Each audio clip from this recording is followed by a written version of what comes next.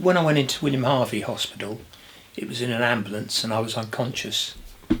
And I spent a month and a half in ITU and they saved my life.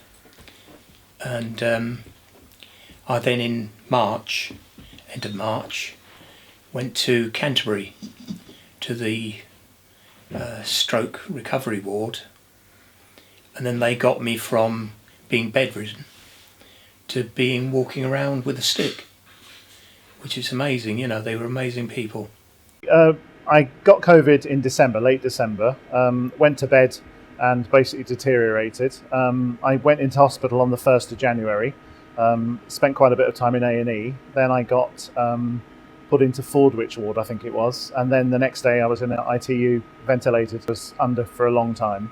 I think it's 3.5 weeks, I think it was. And then once I came to in ITU, it was actually very peaceful.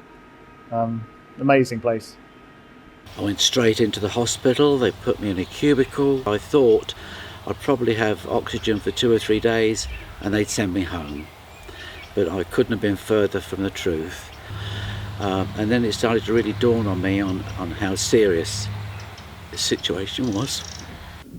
Just the care that and the attention that went into looking after not only Jim but everybody in ICU.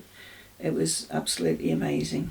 And then when he moved to the Harvey ward at Canterbury, when you went in you couldn't eat, you couldn't move. There's the SALT team, the speech and language therapists, the physios, the OTs, they all sort of work together. Quite a rigid regime of what they were doing every day, and that the encouragement they gave Jim, and the confidence to do things, the encouragement and the care and the consideration that they gave not only Jim but us as a family was absolutely fantastic. If I look back, the biggest impression that it made on me was how kind people were, but also the fact that I didn't feel like a patient. I actually felt like a person, which when you hear stories about hospitals and things, never been before. It was eye contact. There wasn't a sense of you're just a patient. There was actually a care, and just a bit of time to listen to when you need to talk. It's a very lonely place to be when you're lying in a bed watching everyone around you. So the staff were just unbelievable in ITU. In hospital, although they're very nice people, they're not your family.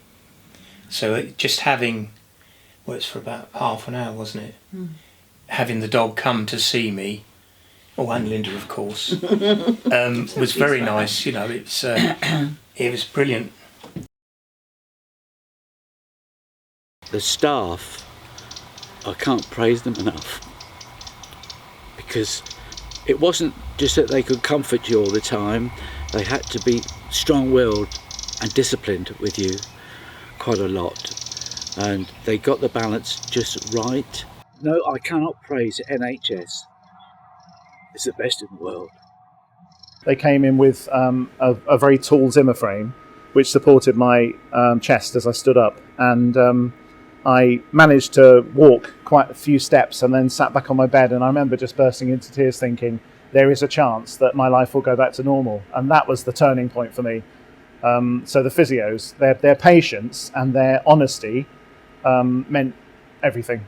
And here I am with muscle back. I walk. I don't even remember not being able to walk now. And that's not that long ago. It's incredible. Just thank you very much. You know, what can you say to people that have brought you back from death and then taught you to walk and swallow and and have taught you to eat, and because every muscle went, and you just say thank you. Nothing else to say really. There are no words, are there? But you're here. Sorry.